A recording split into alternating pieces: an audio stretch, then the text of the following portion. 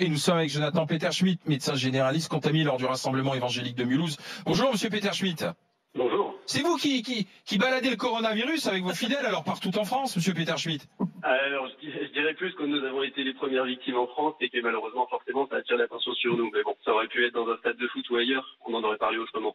Mais au moment où ce rassemblement se tient, c'est-à-dire du 17 au 24, si je comprends bien, est-ce que on était déjà dans l'idée de donner quand même des consignes? Vous étiez alerté ou pas? Alors à ce moment-là, et puis je peux vous laisser remonter dans le temps au niveau des journaux sûrement, mais il n'y avait aucune alerte à ce moment-là. Nous étions plus effectivement dans le discours de dire ah oui, du côté de la Chine et d'ailleurs, mais c'était très loin pour tout le monde. Ici, il n'y avait aucune alerte et aucune suspicion d'aucun cas. Si je comprends bien, ce qui est compliqué, c'est de participer à cette semaine de carême. En fait, il n'y a pas d'inscription préalable. Donc finalement, les patients potentiels, pour les repérer, pour les retrouver, sachant que les gens venaient de partout, et pas seulement de France. Hein. Il y avait aussi en Suisse, en Belgique. Oui, effectivement. Alors c'est un rassemblement qui, comme tous les rassemblements de notre assemblée, est complètement libre, donc il n'y a pas de listing, etc. Et oui, une des grandes difficultés, c'est déjà le nombre important de personnes qui y participent. Depuis 25 ans, c'est vrai qu'il y a énormément de monde qui participe. Et la deuxième des choses, c'est l'origine très diverse. On a des personnes qui venaient de Guyane, de Corse, du nord de la France, du sud de la France, d'un peu partout, et des pays limitrophes, bien entendu. Mourad Boudjelal. Bonjour. Sur certains forums évangélistes, on dit que, enfin, il se dit, et je voulais avoir votre avis, qu'en fait le coronavirus est une épreuve que nous apporte Jésus et que quelque part vous êtes les porteurs de cette épreuve que doit affronter l'humanité. Vous en pensez quoi, vous? Bon, alors là, effectivement, vous êtes le premier à m'en parler, mais de mon point de vue, alors là, je vais vous parler plutôt effectivement en tant que croyant, si on veut, mais ce n'est sûrement pas la manière avec laquelle je traiterai le sujet, puisque bien sûr, toute chose arrive peut-être pour une fin, mais clairement aujourd'hui, ce qui nous arrive ici ne sera pas par notre assemblée comme telle. Comme je vous l'ai dit tout à l'heure, pour nous malheureusement, ça s'est propagé par ce biais-là, mais ça aurait été sur un autre site, la question ne se serait même pas posée. Peterschmitt, bonjour. Oui, bonjour.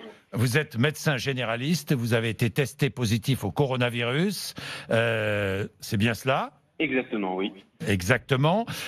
Vous avez participé avec votre famille à des réunions de l'église évangéliste de Mulhouse entre le 17 et le 24 février dernier. Votre père est d'ailleurs le pasteur.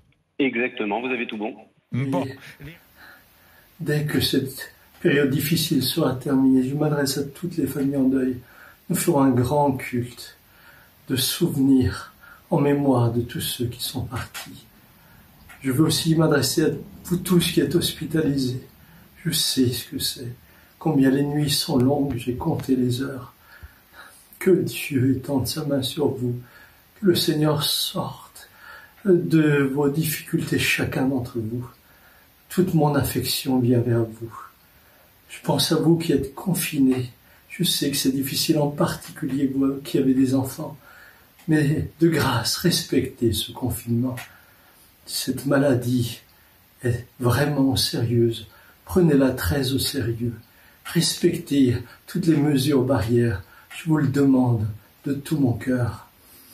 Je voudrais aussi demander aux membres de l'Église et à tous ceux qui regarderont, s'il vous plaît, ne faites pas circuler de messages complotistes. La Bible dit « Heureux ceux qui procurent la paix, ils seront appelés fils de Dieu ». Jésus, nous ne voulons pas démarrer cette semaine. Pour faire tourner l'église, il y a 10 salariés à temps plein. Laissez prendre le contrôle de cette semaine.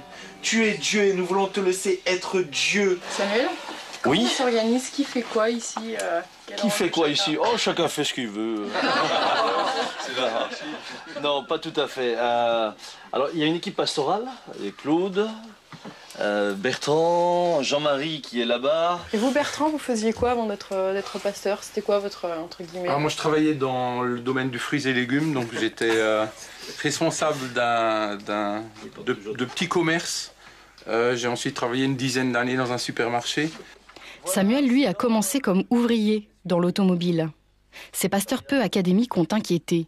C'était l'époque du grand boom évangélique sous Bush aux États-Unis. Des rumeurs de sectes ont circulé. Du temps de Jésus, on disait qu'il faisait partie de la secte des Nazaréens, l'apôtre Paul aussi, donc il y a toujours eu... moi, je peux très bien comprendre quand je dis à quelqu'un, mais j'ai rencontré Jésus. Le gars, il me dit, mais ça se soigne, monsieur. Hein, parce que ça ne signifie rien lorsque vous l'abordez d'une manière très pragmatique et intellectuelle, mais c'est une réalité vécue, c'est intérieur. Il n'était pas à Mulhouse, mais il a célébré le culte qui a suivi, ici à l'église évangélique de Vesoul, avec les 7 fidèles qui, eux, y étaient. Le pasteur Meki Driem a tout de suite vu que quelque chose n'allait pas.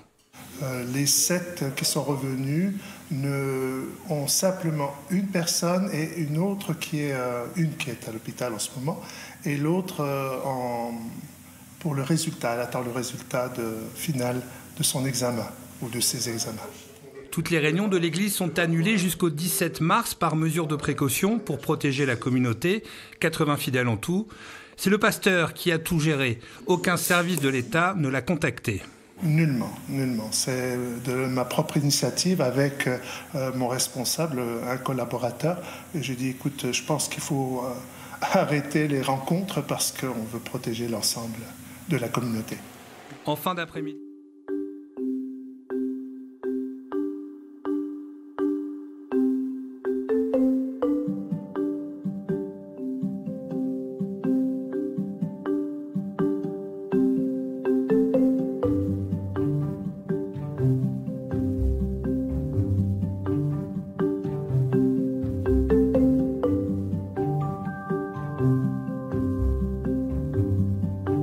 Le gouvernement déclare Daegu et Cheongdo comme zone de gestion spéciale. Dans ces parties de la province de Gyeongsang, au nord du pays, le nombre de patients atteints du coronavirus a subitement augmenté et causé des problèmes. Il est urgent de retrouver et de soigner les personnes qui ont été en contact avec les cas confirmés. Selon les autorités sanitaires, tout est parti d'ici, de l'église de Shinjeongji de Jésus. Appartenant à une secte chrétienne, le lieu de culte aurait été contaminé par l'une de ses adeptes, une femme de 61 ans, porteuse du virus, qui a assisté à plusieurs offices religieux avec un millier d'autres fidèles que les autorités tentent désormais de retrouver. En attendant... Y esta mañana el gobierno decretó un estricto cordón sanitario en San Pedro de la Paz, esto en la región del Biobío. Hay preocupación por un brote de coronavirus que se ha registrado en un culto evangélico de esa comuna. Vamos de inmediato a conocer todos los detalles en el contacto con Mauricio Hidalgo. Mauricio, ¿cómo estás? Muy buenas tardes. Hola Andrea, ¿cómo estás? Buenas tardes. Claro, lo decretó eso a las 10:30 de esta mañana el ministro de Salud, un cordón sanitario, una barrera sanitaria acá en San Pedro de la Paz, precisamente por la cantidad de números de contagios que han surgido precisamente en esta comuna. Lo dijo en su momento el ministro, 36 casos en la Seremi de Salud, acá de la región del Biobío, dice que hay 21 casos precisamente en esta comuna, es lo que se tiene que, en este caso, se tiene que confirmar y también aclarar esas cifras. Lo cierto sí es que de este brote epidemiológico existe en una iglesia evangélica, en un culto, que habría ido una mujer de 63 años hace un par de semanas atrás. De hecho, este caso se confirmó el pasado viernes, el pasado 20 de marzo se contagió esta mujer de 63 años con coronavirus. Desde ese momento entonces se comenzó a hacer la trazabilidad de dónde había estado. En este sentido, ella había ido, por ejemplo, a estos cultos evangélicos en esta... En Torrejón hay un grupo religioso en el cual se han identificado varios casos y estamos investigando si podrían o no tener relación con algunos otros casos aislados de personas que pertenecen a grupos religiosos similares. No tenemos certeza si son el mismo grupo o no, por lo tanto, mejor vamos a ser muy prudentes. Alguno de estas personas de otras comunidades autónomas que son de un grupo religioso aparentemente equivalente podría haberse infectado incluso en el extranjero.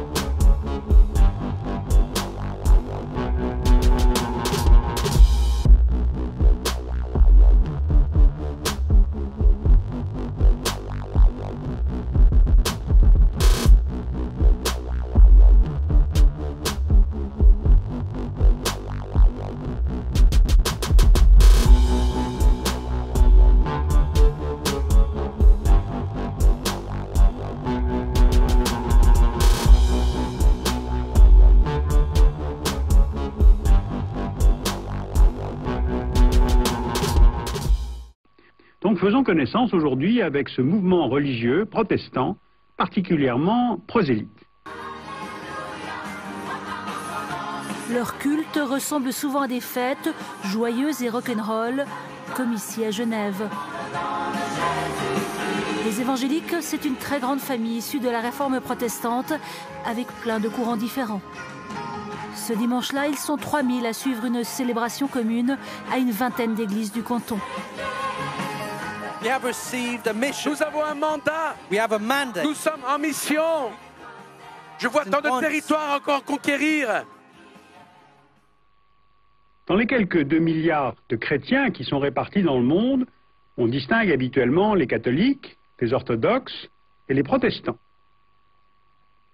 Et dans la mouvance protestante, ceux qui se disent évangéliques représentent environ 20% de ces 2 milliards de chrétiens, et ils sont présents un petit peu partout dans le monde. Environ 132 millions dans la région Asie-Pacifique, 100 millions en Afrique, 80 millions en Amérique du Nord, 85 millions en Amérique du Sud et 3 millions en Europe. 4 critères permettent de distinguer les évangéliques des autres protestants. D'abord la conversion, c'est-à-dire l'adhésion individuelle considérée par les évangéliques comme une nouvelle naissance, d'où leur surnom aux États-Unis de « Born Again Christians ».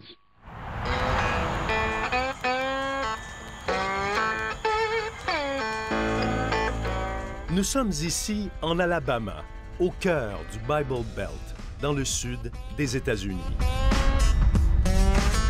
Ce bastion du fondamentalisme religieux est une terre promise pour les républicains. 81% des évangéliques blancs ont voté pour Donald Trump en 2016. Dieu est présent partout, sur les autoroutes, dans les villes et dans les campagnes. Ce soir-là, dans la municipalité d'Arab, une centaine d'évangéliques boivent les paroles du prédicateur Daniel McGahey. I said, Lord, souls are at stake. People need to hear the gospel of Jesus Christ and be saved. Ces chrétiens protestants prient dans la langue de l'Esprit Saint. Ils attendent le retour du Messie sur terre. Leur dévotion à Jésus-Christ est totale. We're hungry, Lord, more, Lord, more. I say, you just got the devil cast out of you in Jesus' name. It erupted out there. Say, Lord, Lord, tonight. Leur foi en Donald Trump inconditionnelle. I mean, he leads us to God. He talks about God. Who else to be the president than someone that actually does God's work? Deuxième critère, la Bible.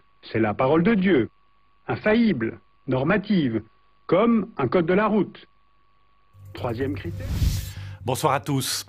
On les connaît chez nous par le rassemblement collectif et des scènes spectaculaires de soi-disant guérisons miraculeuses. Les évangéliques, c'est la branche de l'Église protestante qui, au contraire des autres, voit ses membres augmenter de manière exponentielle. Mais en Suisse, les évangéliques sont inexistants ou presque en politique. À l'étranger, c'est tout le contraire, car le mouvement évangéliste est un puissant courant mondial qui veut conquérir le pouvoir politique pour imposer ses valeurs morales. Le secrétaire d'État américain Mike Pompeo, qui était de passage en Suisse récemment, est un évangélique pratiquant qui laisse en permanence une Bible ouverte sur son bureau et affirme que l'élection de Donald Trump est un choix divin. L'entourage politique du président américain, y compris son vice-président, a une solide emprise sur la politique américaine et malgré le fait qu'il ne va pas au culte, est 2 fois divorcé et se vante d'agresser sexuellement les femmes, Trump peut compter sur le soutien des bigots évangélistes pour sa réélection en 2020. Troisième critère, c'est le thème de la croix, c'est-à-dire le sacrifice du Christ qui rachète les péchés. Ligne de prière, bonjour. Je me retrouve dans les 2 genoux. Ça me gêne un peu pour marcher. Oui, d'accord. Vous pouvez prier pour moi, s'il vous plaît? Oui, d'accord. Seigneur, tu as entendu la bouche de ce frère, Seigneur, ce besoin, Seigneur, de guérison. Je comprends que pour le néophyte ou l'œil extérieur, ça semble bizarre. Tiens, mais qu'est-ce qu'ils font? Ils prient pour les gens. Pourquoi? Parce qu'il y a un tel décalage. On est dans une société où Dieu fait partie d'un discours, mais quand même relativement abstrait. Alors que là, on parle de quelque chose de concret. Et puis on agit concrètement. Les gens ont une demande, on prie pour, et puis on croit que Dieu répond. Ligne de prière, bonjour. Bonjour. Je sais pas comment dire. J'arrive à compris pour moi, parce que... Oui, je dois prier pour quelle situation, ma sœur? Écoutez, je sais plus trop où j'en suis. J'ai perdu une partie de ma foi et je vis toute seule avec ma fille qui est ado et qui elle, est en pleine rébellion, donc c'est très dur, quoi. Non, là, il ne faut pas vous laisser décourager, ma sœur. Il ne faut pas vous laisser décourager pour ça, parce que nous avons tous des luttes et des combats, nous avons tous des difficultés. Moi, je vous encourage à rester ferme, à rester confiant. Et Seigneur, tu as entendu. Seigneur, tu vois les douleurs de ma sœur. Seigneur, tu vois qu'elle a besoin, Seigneur, d'une visitation. Nous te prions que tu viennes la consoler. Saint-Esprit, c'est toi qui console, qui guérit, qui restaure. Et reste ferme dans la prière. D'accord? Et ne vous laisse pas décourager. Hein? Merci. Allez, que le Seigneur vous bénisse. Au revoir. Merci beaucoup, au revoir. Alléluia. Une fois que je me suis marié, c'est fini, j'allais plus dans une église. C'était terminé jusqu'à l'âge de 45 ans où j'ai commencé à découvrir la parole de Dieu. Et c'est là, petit à petit, que j'ai essayé de mettre ma vie en conformité de ce code de la route. Et avant, c'était quoi votre vie avant de découvrir la parole de... Ma vie, c'était le monde, c'était cigarettes, whisky, petit pépé. C'était quoi? C'était cigarettes, whisky, petite pépé. Ma vie. Petite pépé, c'est-à-dire? Oui, bon, c'était... Vous savez, hein, que ce qui se passe c'est l'infidélité hein, donc, qui règne dans ce monde. J'étais infidèle et voilà. Et puis, mais le Seigneur a permis qu'on se réconcilie. Nous étions séparés et puis nous sommes remariés et nous sommes dans la paix et dans la joie.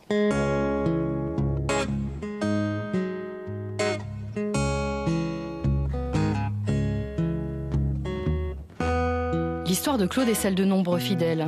Des vies troublées, rentrées un jour dans le rang. Des gens perdus, qui ont enfin trouvé leur place. Et puis enfin, l'engagement militant sous toutes ses formes. Évangélisation, bien sûr, mais aussi l'implication dans la communauté. Dans le travail aussi, puisque l'entrepreneur est mis en valeur. Gagner de l'argent, par exemple, n'est pas vu comme un péché. Et ce militantisme explique la progression de ces mouvements évangéliques dans le monde. Aujourd'hui, ce sont les États-Unis qui regroupent le plus d'évangéliques, suivis par la Chine et le Brésil. Alors prenons l'exemple des États-Unis. Sur 300 millions d'habitants, on dénombre environ 70 millions d'évangéliques dans le pays. Et pour comprendre le succès du mouvement évangélique aux États-Unis, il faut avant tout se souvenir que le Nouveau Monde a été peuplé par des dissidents religieux qui fuyaient l'Europe. Car après la paix d'Augsbourg en 1555, la religion s'est territorialisée en Europe selon le principe du cuius regio et jus religio, c'est-à-dire à chaque région sa religion. Eh bien, de nombreux protestants ont alors décidé de partir s'installer au Nouveau Monde. Et c'est seulement vers 1730-1740 que certains de ces protestants puritains vont se singulariser au cours du Great Awakening, le Grand Réveil. Each of you enters service at a truly exciting time for our country. For we are witnessing the Great Reawakening. Et donner ainsi naissance au mouvement évangélique.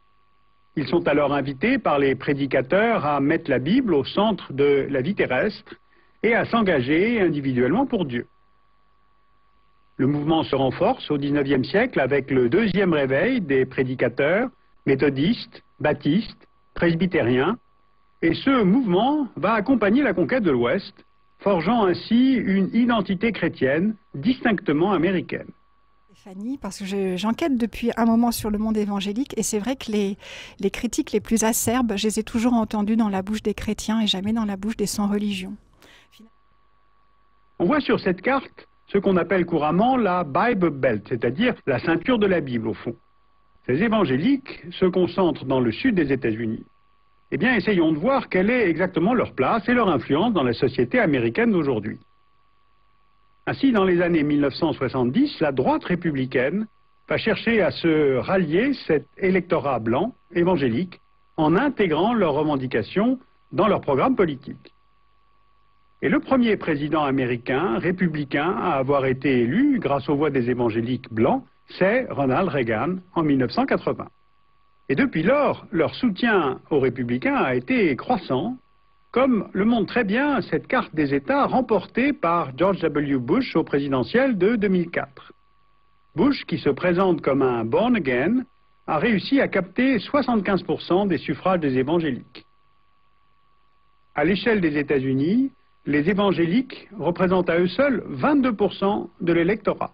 Donc une campagne politique ne peut pas se faire sans une tournée dans les gigantesques églises évangéliques, les 1200 méga churches, qui regroupent plusieurs milliers de fidèles. Par exemple, la Lakewood Church à Houston, au Texas, réunit plus de 10 000 personnes chaque dimanche. L'influence des évangéliques touche aussi à la politique étrangère des États-Unis. Un pays comme Israël, par exemple, revêt une importance tout à fait particulière aux yeux des évangéliques américains. Pourquoi ? Eh bien, d'abord, le concept de peuple élu se rapproche de la vision qu'ont les évangéliques de leur propre pays, qu'ils considèrent comme la Nouvelle Jérusalem. These were not Jews. These are evangelical Christians, one of the largest religious groups in the world, 700 million in total, and they believe it is their divine duty to support the Jewish state. The Israel of the Bible is the same as the Israel of today. It hasn't been replaced by the church. It hasn't disappeared in history. Israel as a nation, as a people, they're back on the world stage, and we believe the restoration of Israel is the work of God. But one of the big themes this year is reunification. It's been 50 years, the golden jubilee of the reunification of Jerusalem in Israeli hands, a date not just important for the state of Israel and its Jews, but also to the world's evangelical Christians. Part of evangelical theology declares that the return of the Jewish people to the land of Israel heralds the fulfillment of an ancient prophecy and the second coming of Jesus. Ensuite, il croit que la seconde révélation de Jésus-Christ doit se dérouler à Jérusalem à la suite de l'Armageddon, c'est-à-dire la bataille finale, toujours prochaine, entre les forces du bien et les forces du mal. Dans cette foule venue témoigner à Washington son amour à l'État d'Israël, vous ne trouverez quasiment pas de juifs. I believe God put a call in my heart to love Israel the way He loves Israel. The Jews gave us our Bible, gave us our Messiah, gave us our life. Ils sont 50 millions aux États-Unis aujourd'hui à aimer sans limite Israël et ils le montrent parfois de manière tout à fait surprenante. Ils chantent en hébreu bien qu'ils n'en connaissent pas un seul mot.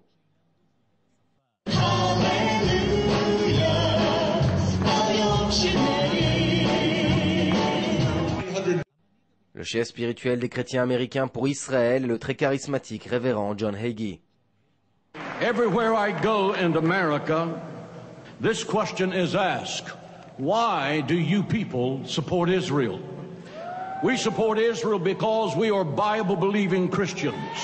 Of all people groups in the world, God chose the Jews to bless and to favor. It's not coincidental that of all people groups in the world that are hated the most, it would be the very people that God loves. I'm here to learn how I can support them better and love them better.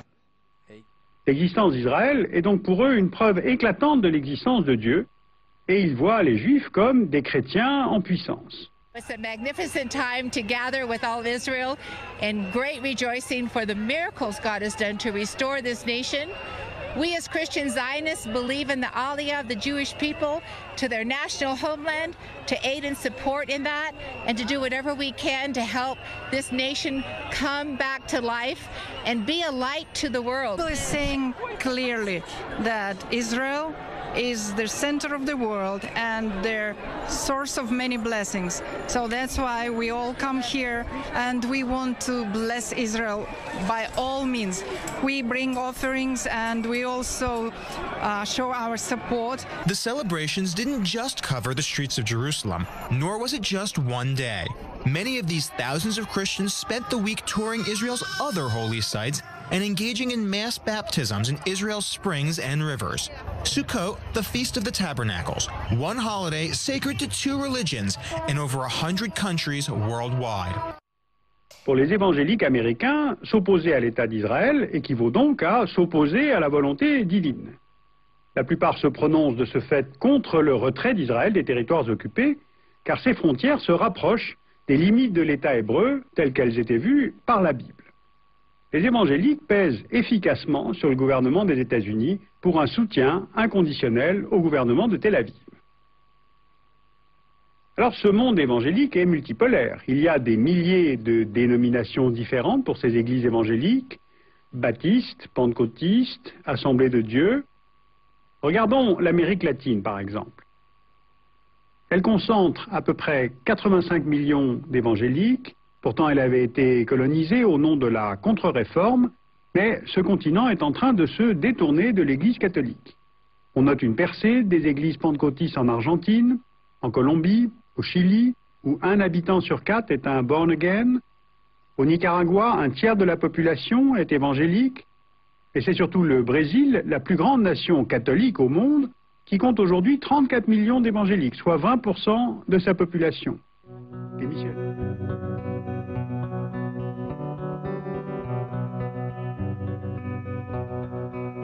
But God will not fail you. God is faithful.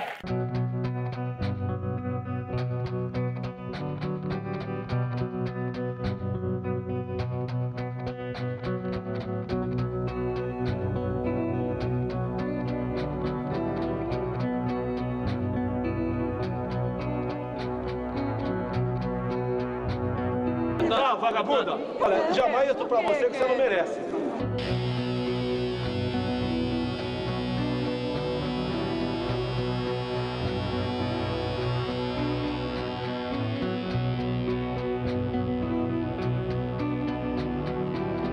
Ele tem um pensamento cristão, né?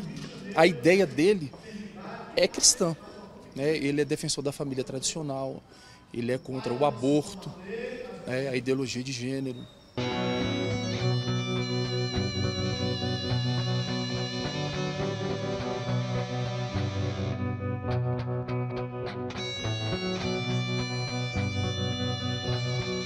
De abençoar a nossa nação. Nós abençoamos a nação brasileira.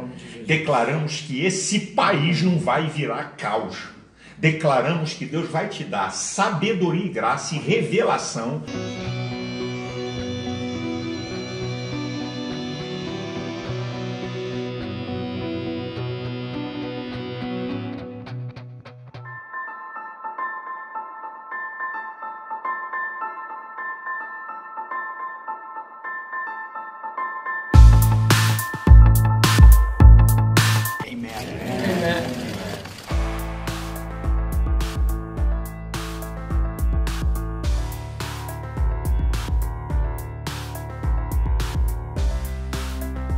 We come to you, Heavenly Father.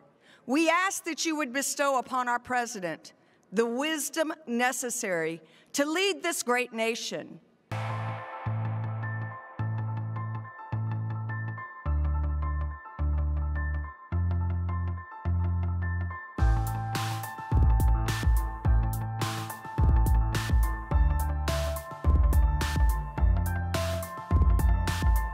I believe that evangelicals support Israel because they connect Israel to their faith.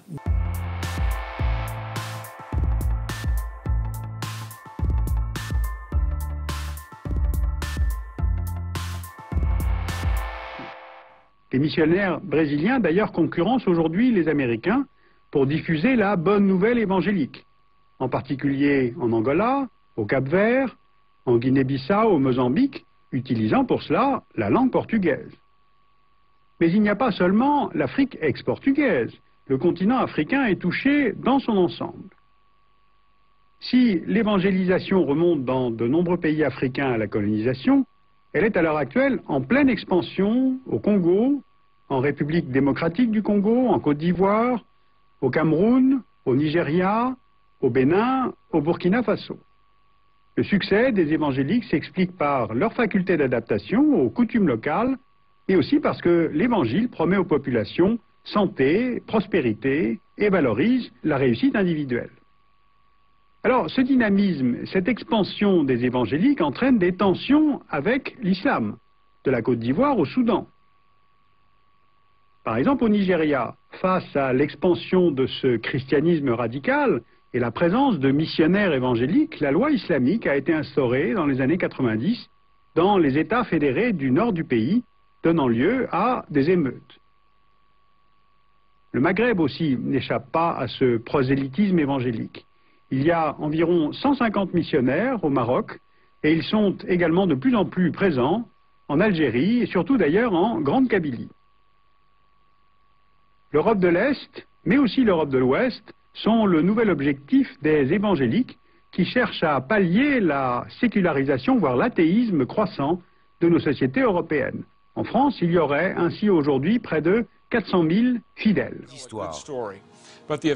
Mais l'évangélisation arrive au café. Quand vous discutez des idées du film avec quelqu'un qui n'irait jamais avec vous dans une église. Les producteurs de cinéma sont devenus les grands prêtres de notre culture. Il y a quelques années, un magazine économique a publié un grand article intitulé « Quand votre client est Dieu ». Et je leur ai dit que je devais toujours garder à l'esprit le fait que je ne représentais pas seulement un client, mais aussi le royaume de Dieu. Alors comme je vous l'annonçais depuis des mois, Trump est en train de sortir de l'armoire en tant qu'agent de l'élite. Donc vous allez bien, quelqu'un qui s'est appuyé sur les églises évangélistes chrétiennes, qui est absolument sioniste à 100%, puisqu'il a fait, comme il l'a dit, plus que n'importe quel président pour l'État d'Israël. Alors ça fait bien rire quand on entend les théories conspirationnistes sur le sujet, parce que le niveau d'imbécilité, le niveau d'aveuglement et le niveau de déception que vont avoir les conspirationnistes est absolument au comble. Donc on voit des imbéciles utiles de la CIA comme Alexis Cossette-Trudel de Radio-Québec qui dansent de joie à l'idée que eh bien tout simplement la Fed et le Trésor américain vont fusionner. Alors c'est exactement comme quelqu'un, on est exactement dans le cas d'un enfant dont on offre une voiture remplie de dynamite. Donc vous allez voir un enfant et vous lui dites ah bah tu sais la voiture que je t'avais volée, que j'ai conduite depuis pendant des années, avec qui j'ai dévasté la planète, j'ai fait du mal à tout le monde et tué des centaines et des centaines de milliers de personnes et je t'ai criblé de dettes, eh bien t'as gagné, je vais te la rendre. Puis il est content, il a tellement bien récupéré la planche à billets Trump que ce qui va se passer maintenant c'est d'abord une gestion complètement chaotique de l'économie américaine pendant tout le mandat de Trump, une économie complètement artificielle qui, grâce à des taux d'intérêt assez hauts, a drainé toute l'épargne mondiale vers les États-Unis. Donc tout le monde investit aux États-Unis, ce qui artificiellement a gonflé l'économie américaine. C'est une guerre complètement stérile économique contre la Chine avec de très grandes tensions. Et on en arrive à la situation actuelle. Alors tenez-vous bien. La situation actuelle est que Trump va faire encore pire qu'elle n'a jamais fait Rothschild. Donc Rothschild, c'est toutes les banques, il est propriétaire de toutes les banques centrales du monde sauf 4, le Venezuela, la Corée du Nord, l'Iran et Cuba. Et ce qu'est en train de faire Donald Trump, c'est tout simplement d'abord une gestion catastrophique du Covid-19, c'est-à-dire c'est lui qui a ordonné avec l'armée américaine la contamination des Chinois. D'abord il a commencé par la contamination du peuple américain et canadien, Trump a continué par la contamination des Chinois et maintenant Trump a orchestré la contamination des Américains. Je rappelle qu'aux États-Unis, on ne fera pas de test contre le Covid-19, c'est-à-dire que tous les morts seront imputés au Covid-19, ce qui est évidemment une fake news. Voilà. Évidemment, il va accuser les républicains. On va dire, ce sont les États démocrates, qui gèrent mal la situation. Les républicains, chrétiens, évangélistes, sionistes sont les rois du monde et les meilleurs gestionnaires. Sauf qu'en attendant, les résultats, ils sont là maintenant de la politique de Trump et de son incapacité à nouer des relations harmonieuses avec l'Europe et avec la Chine, d'égal à égal, de sa volonté de faire America First. Et bien, ce qu'on va avoir, c'est America Last, c'est-à-dire on est en train de voir les États-Unis exploser en plein vol. C'est donc dans ces jours-ci, il y a 6 000 milliards, un tiers du PIB, l'équivalent d'un quart du PIB des USA, qui va être émis en dollars, c'est-à-dire que la valeur du dollar va s'effondrer. Il y a un Américain sur 3 qui va perdre son travail. Un Américain sur 3 va perdre son travail. Et il y a 4 000 $ de refinancement des banques, de refinancement qui vient d'être ordonné par la Fed, et 2 000 milliards qui vont être injectés, un plan d'aide massif pour venir en aide aux entreprises américaines. Donc le résultat de 4 ans de Trumpisme, de sa politique d'agressivité et de guerroyer contre l'Iran, d'aller se ridiculiser avec la Corée du Nord, d'être le grand ami de Poutine, d'aller chercher des noises aux Chinois qui étaient pacifiques. Le résultat, c'est que on n'a jamais autant imprimé de billets aux États-Unis. Le dollar va s'effondrer et ne vaut absolument rien. L'économie américaine va s'effondrer. Comme je vous le dis, un Américain sur 3 va perdre son travail. 6 milliards de dollars viennent d'être injectés dans l'économie. Donc 4 000 milliards de refinancement de la Fed et 2 000 milliards d'aides directes aux entreprises qui ont été votées au Congrès par les c'est les démocrates et les républicains. Donc jamais on a autant émis de fausses monnaies aux États-Unis, et qui le fait évidemment Donald Trump, la trompette, le grand héros des nationalistes. Ah, ils sont contents, ils ont retrouvé la planche à billets. Sauf que, c'est ce que je vous disais au début, la Réserve fédérale, en fait, à l'origine, il y avait une banque centrale américaine. Cette banque centrale américaine, elle émettait de l'argent dans l'intérêt du peuple américain. Et puis cette banque, elle a été privatisée, c'est la Réserve fédérale, en fait. Et cette Réserve fédérale, elle a été l'instrument par lequel les États-Unis, en fait, ont vendu leur fausse monnaie au monde entier. Et ce qu'on est en train de faire les Illuminati, c'est de détruire, en fait, la Réserve fédérale après s'être retiré du marché, puisque vous le savez, Rothschild s'est entièrement totalement dédollarisé son portefeuille, c'est-à-dire les Rothschild n'ont plus un centime en dollars, ce qui prouve bien que dans les semaines à venir, non seulement le dollar ne vaudra plus rien, mais il faudra prendre des grandes mesures. La première, eh bien, ça sera de faire nouvelle monnaie aux États-Unis, ce qui sera sans doute cette nouvelle monnaie qui sera à cheval sur le Canada, le Mexique et les États-Unis, donc ce qui était le plan des Illuminati et que Donald Trump est en train de faire. Bienvenue, parce que en fait, ce que dit Jésus, c'est qu'à la fin des temps, il viendra pour juger les vivants et les morts, et évidemment, ce que fera Jésus, la première chose qu'il fera, c'est virer totalement de sa communauté les nationalistes, en commençant par les évangélistes, en commençant par les déchristianisés qui se disent culturellement chrétiens, mais qui foutent pas les pieds à la messe, et bien évidemment, le grand nettoyage a commencé, parce que ce qu'il s'agit de faire maintenant, c'est de se débarrasser des gens qui se disent chrétiens, mais qui sont une insulte à la pensée de Jésus, les boursicoteurs, les nationalistes, les idolâtres, les marchands de canons, etc. Et toute cette pourriture et cette gangrène de petits blancs conspirationnistes qui encombrent Internet. Donc, bonne nouvelle pour vous, on va bientôt se débarrasser de vous. Et vous savez qui est-ce qui a jeté la première pierre pour vous lapider? Eh ben, c'est Donald Trump, votre grand héros. Donc, vous êtes en train de vous faire sodomiser, et bien à sec. Sauf que, pour le moment, c'est le grand enthousiasme. Oh, Trump, il a récupéré la voiture. Ouais, sauf que la voiture, elle est remplie de dynamite. Alors, ce qui va se passer maintenant, c'est très simple. Effondrement du dollar, effondrement de l'économie américaine, un tiers des Américains au chômage, des faillites en boucle. On va revivre aux États-Unis la crise de 1929.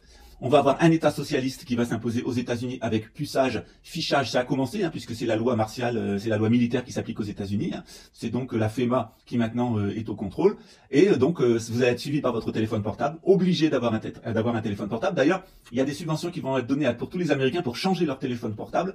Donc, on va vendre des millions d'armes aux États-Unis et des millions de téléphones portables, tout simplement parce que maintenant, on rentre dans la phase ultime du processus de nouvel ordre mondial, qui est de tuer la vache à lait, c'est-à-dire la vache à lait américaine. Les sionistes ont décidé de se passer d'elle, ils n'en ont plus besoin, et donc ils vont récompenser les chrétiens pour ceux qui se disent chrétiens pour leur collaboration au nouvel ordre mondial, les conspirationnistes en tête, danser, chanter, embrasser qui vous voulez, parce que demain, le réveil va être très dur pour vous. Donc on assiste à ce qui était prévu depuis longtemps, qui est d'abord les États-Unis sont en train de gérer une masse de dettes dans le monde entier avec leur monnaie de singe comme jamais ça a été fait. C'est-à-dire même Rothschild n'a jamais fait autant de fausses monnaies en un jour que Trump vient d'en faire. Cette fausse monnaie, elle est refilée au monde entier, c'est-à-dire que tous les gens qui ont fait des économies dans le monde et qui n'ont pas dédollarisé leur portefeuille ou qui sont liés à une monnaie qui est liée au dollar, c'est-à-dire presque tous les portefeuilles de la planète, c'est-à-dire que tous les épargnants du monde entier vont être ruinés par Donald Trump et sa politique et les abrutis d'évangélistes sionistes et de conspirationnistes qui l'ont porté au pouvoir. Bravo.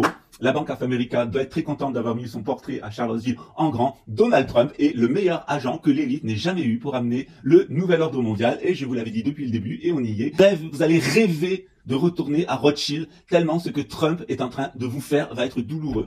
Il faut savoir que les plus gros possesseurs de bons du trésor américain, qui demain vaudront zéro, c'est l'arnaque du siècle, c'est-à-dire que les Chinois et les Japonais ont travaillé, les Japonais depuis 70 ans, les Chinois depuis 20 ans, pour être payés avec rien. C'est-à-dire que les Américains ont pillé le travail des travailleurs chinois et le travail des travailleurs japonais et les ressources mondiales, et ils vont payer zéro puisqu'ils nous ont payé en monnaie de singe. Et ça vaut pour l'intégralité d'entre nous. Nous avons tous été volés par les États-Unis depuis au moins 70 ans, et le plus grand voleur de tous les voleurs de la racaille d'anglo-saxons, c'est Donald Trump. Parce qu'évidemment, qu'est-ce qui va se passer pour la Chine? La Chine va se faire arnaquer pour des milliards de dollars. Alors Poutine, il a été payé par l'élite pour sortir la Russie de l'économie mondiale, ce qu'il a fait.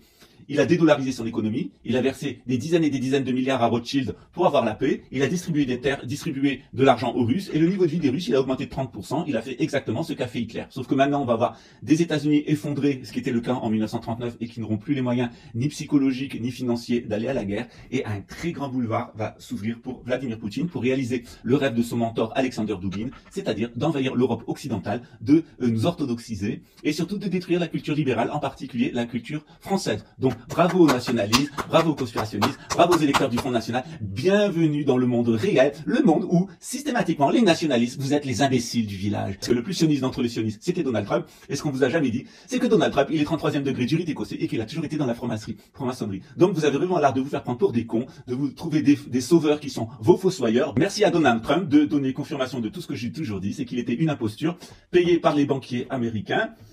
Alors maintenant, ce qui va être important, c'est la réponse de la Chine. Donc la Chine, elle a été attaquée militairement par Donald Trump. L'Iran a été attaqué militairement par Donald Trump. On va voir avec un effondrement des États-Unis ce qui va advenir du lobby militaire-industriel américain, s'il va se laisser couler ou s'il va provoquer une troisième guerre mondiale pour sauver ses couilles.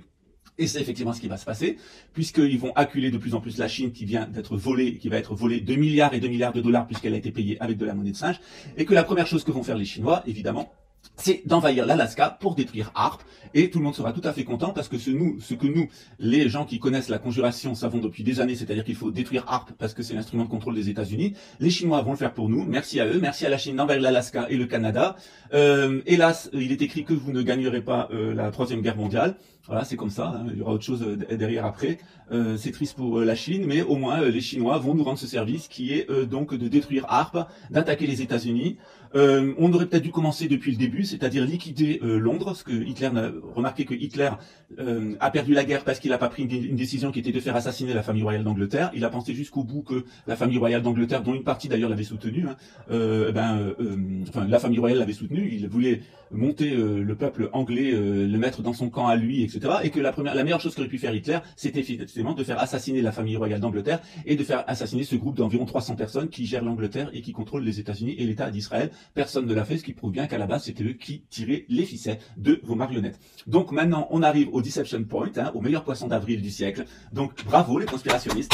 Trump vous a bien sauvé. Il vient, le dollar ne vaut plus rien. Il a émis plus de fausses monnaies que Rothschild n'en a jamais fait. Il y a un Américain sur 3 qui va perdre son travail. On est face à un désastre sanitaire aux États-Unis que bien sûr dont Trump va accuser les démocrates, mais personne ne sera dupe. Et la belle société libérale, chrétienne, capitaliste américaine est en train de se détruire et va devenir un État encore plus socialiste que la Chine. Bienvenue dans le nouvel ordre mondial, un nouvel ordre mondial qui n'aurait jamais pu s'installer sans l'aide de Donald Trump, de l'électorat conspirationniste de droite chrétien qui l'a porté au nu. Merci à Alex Jones de Infowars d'avoir si bien vendu la théorie de la conspiration, et bravo à tous les conspirationnistes de la planète. Vous l'avez bien dans le et c'est bien fait pour votre gueule, et c'est un grand moment de réjouissance pour moi de voir que l'imposture Trump vient d'être révélée et que contrairement aux grandes promesses de revenir au patriotisme, à la souveraineté du peuple, au grand christianisme blanc dominant, vous êtes en train de vous faire baiser par un dégénéré d'origine allemande. C'est bizarre, ça ressemble beaucoup à un autre dégénéré d'origine allemande qu'on a eu en Europe. Bienvenue dans le monde des crétins. Je voudrais remercier l'équipe pastorale, l'équipe technique. Je voudrais remercier l'équipe de communication qui a fait tout ce qu'elle pouvait. Merci à vous tous, du fond de mon cœur. Merci à tous les responsables de groupes de maison. Je voudrais en particulier personnellement remercier vraiment tout le personnel de l'hôpital de Mulhouse où j'ai été si bien reçu. Merci à vous, merci au service où j'étais. L'hôpital de Mulhouse fait des efforts extraordinaires. Il faut vraiment prier pour eux, prier pour le SAMU, prier pour les pompiers, prier pour ces médecins que Dieu les garde, je vous le demande. Il faut, et je vous le demande aussi, prier pour notre gouvernement. Que de décisions difficiles. Que Dieu les aide. Que Dieu les aide. Que Dieu les aide. Je voudrais terminer avec simplement cette parole. Que la paix de Dieu, qui surpasse toute intelligence, garde vos cœurs et vos pensées en Jésus-Christ. De tout cœur avec vous. Nous nous relèverons ensemble. Je vous aime tous. À bientôt.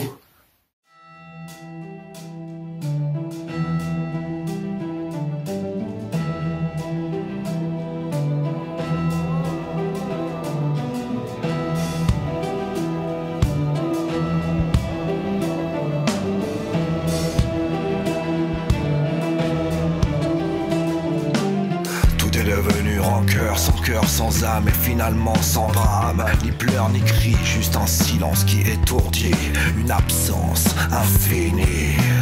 Les tempêtes sont insoumises, emportent tout sur leur passage. Un peu comme une vengeance hystérique, un dernier caprice avant de tourner définitivement la page. On écrit un dernier chapitre où les mots deviennent muets, où la pluie agonise sur les lignes, tirant un dernier trait.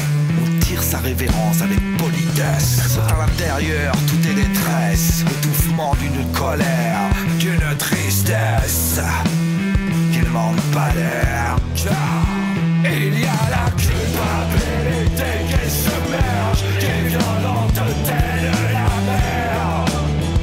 Les berges qui remuent la conscience, rêver tout nos sens dans des rêves inconscients et qui tourmentent, tourbillonnent comme un ouragan qui ne se raisonne. Tout est devenu sans âme, sans cœur, avec un peu de rancœur quand il s'agit de rejouer notre drame qui n'a jamais eu le droit à son point final. C'est ainsi que tout reste en suspens, sombrant dans le néant, comme n'ayant jamais existé quand hier encore l'histoire se poursuivait. Seule la douleur fait profil bas, effectue son mea culpa avec grandeur et hauteur et simple humilité quand tout orgueil en soi est décimé. Il y a quelques errements guidant nos pas, interrompant parfois le silence avec fracas, prenant des chemins sans issue, car le temps de la colère est révolu. Alors nous parcourons une autre voie, plutôt par résignation que par sagesse, l'indignation restant sans voix, le cœur révolté en faiblesse, et notre regard portant sur l'horizon demeurait perdu, puis sans aucune raison, si détourne résolu, il n'y aura plus de lendemain portant l'espoir d'effacer au crayon noir